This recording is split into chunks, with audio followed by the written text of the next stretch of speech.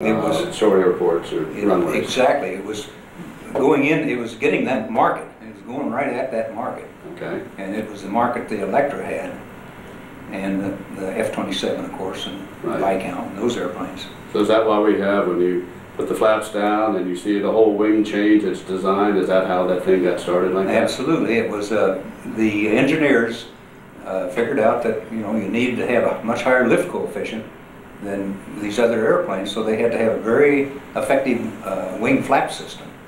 So that's why the leading edge devices and the trailing edge devices. And I think probably that airplane right today has a higher lift coefficient in the landing configuration than probably any other jet transport. Very good. And it had, as you well know, if you use maximum flaps, it has a very low landing speed, and you can stop it very shortly, in a very short distance, because it had anti-skid brakes, including the nose wheel. Right, remember those nose gear brakes. So it would stop in a very short distance. And those were flaps 40s in those days that you were using on the 100, right? Right. Yes. And some airlines, and I know yours was one, decided they didn't want to use flaps 40, and they used flaps 30 for max landing. Correct. Other airlines used flaps 40, and others used flaps 30.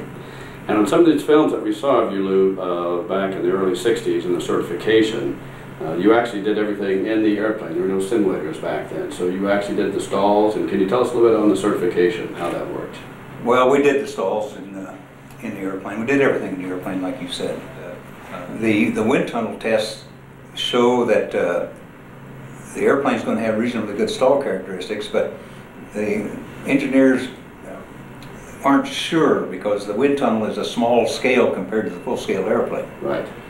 And so when the airplane first started flying, we went through a pretty extensive series of tests on the 727, where we put on different configurations of wing fences and everything else, and really tested the stalls and the stall speeds. And we finally ended up with that little short fence that's on the leading edge as the best of all the combinations. There's all the compromises. You don't want high drag at high speed, but you want to influence the lift distribution at low speeds and this and that. So that's how that little wing fence got there. Oh. And actually, as a matter of fact, that basically was about what the wind tunnel had predicted, except we located it on a little different on the span than the wind tunnel predicted. Okay. Okay. But we had big fences, it's almost the size of this table, standing on the wing.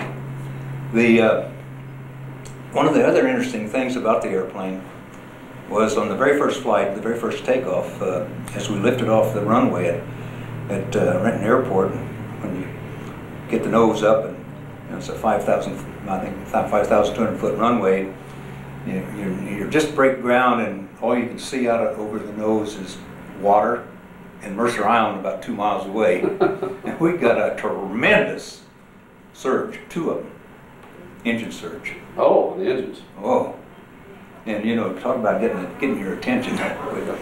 On the subsequent flights, for the several flights, we just opened the surge bleed valve on the center engine and locked it open. And that took care of that? Took care of that problem. Very good. Until they got the vortex generators, and then that took care of the problem. Number 2 engine. Right. Oh, okay. There's vortex generators in the inlet of the number 2 engine in the SL. And that's how come they're there. Very good. Very good. When we got into the stalls, we were concerned about the possibility of pitch up. Okay. Because of the T-tail. And we knew from NASA that T-tails were to watch out for. Watch out for. And so we were really careful worrying about pitch up, which fortunately the 727 can do a stall, do a full stall, full stick back stall, and even at FCG and pitch down. Some of the pictures we saw of you with, you had a helmet on, and at lunch we were having today, you were discussing a little bit of the helmet, the oxygen mask, and the escape system. Can you kind of tell us a little bit about that? The 707, came along right after the B-47, the B-52, the KC-135, which were all military programs. And we were in the habit of wearing crash helmets in those airplanes because it's required by the military. And so when we got ready to fly these commercial airplanes, it's very easy for us to just say, well, okay, we'll hook up our oxygen mask and put our helmet on, and you got that oxygen mask right there if you want it, you know, and you don't have to fiddle for it, grab it and put it over your head. And we also carried parachutes, and we had rigged up in the 727, we had rigged up a system such that we could get down quickly into the forward cargo hold from the deck, upper deck, and jettison the cargo door, and had a spoiler that would extend into the airstream so that you could bail out at probably around 250 knots or so maximum speed, as long as the gear was up. Right, right. Ah, and of course these things were more to satisfy the FAA than anything else, but you know. No one ever had to use one. No. Of those. Right. And we didn't test it in flight either. And so it was certified in December of '63. Yes. And the first flight was February, you're telling me? February the 9th of '63. So just about 40 years ago, almost to the day of our party that we're having, 40 years of 727 flying. Right. Can I ask you one last question? You can ask me all the questions you want. Well, the one question that we all want to know, of course, is we know the 727 is a difficult airplane to land. I think we talked about on the phone about you had a couple of comments of, and we all have thousands of hours in this airplane, but every time we land, it's a little bit different on that airplane, weight-wise or whatever. Can you tell us a little about that? Well, I'll give you a little background. Okay. And first of all, when the airplane was originally designed, it was designed for what was supposed to be 145,000 pounds max gross. Well, before it ever flew, it had become heavier than that. And as a matter of fact, even on some of the later versions, the max landing weight was up in that range or higher. And, you know, particularly when you got into the cargo versions. The oleo strut was designed for this type of a load and had so much travel. Okay. And the amount of oil and the air you put in it gave it a certain spring rate.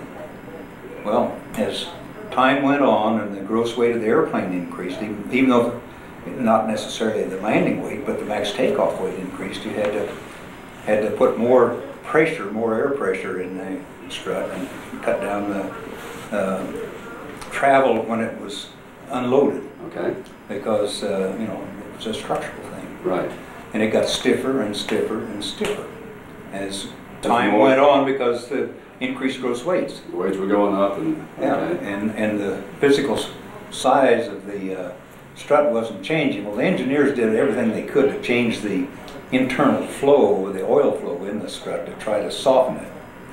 But there's not much they could do. And I can remember one time I was in a discussion with a group of pilots, and some who I assumed were the co-pilot, a younger pilot, asked me, "Well, why is that airplane so difficult to land?" And I didn't stop to think. I just blurted out, "Well, you have to separate the men from the boys somehow." That's the way it does it, huh? And then I had to apologize for my smart remark. Well, it's been a great airplane at Northwest now for 39 years, and we're going to miss it terribly. And we appreciate very much you being here. Matter of fact, I have something for you from us, if I can reach across here.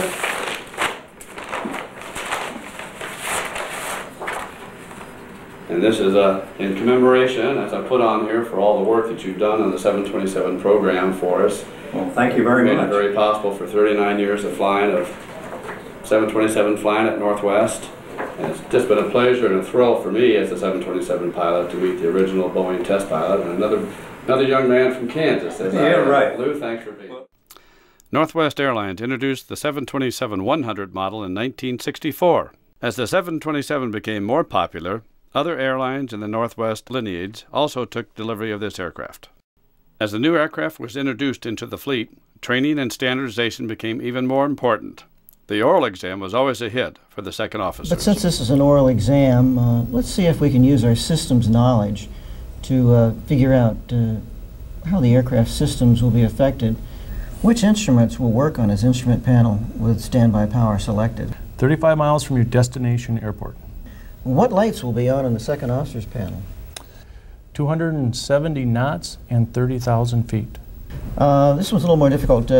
When may the quantity in tank number 2 exceed the quantity in tanks 1 and 3 if tanks 1 and 3 are not full? 15 minutes prior to departure.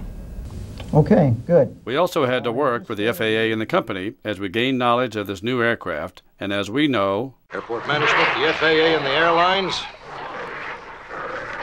all cheats and liars. in the training department, we realized we needed to work on our communication skills. For example, let's see how we used to speak in the cockpit. You are cleared for takeoff. Roger. Huh? LA departure frequency 123.9er. Roger. Huh? Request vector. Over. What? Flight 209er clear for vector 324. We have clearance, Clarence. Roger, Roger. What's our vector, Victor?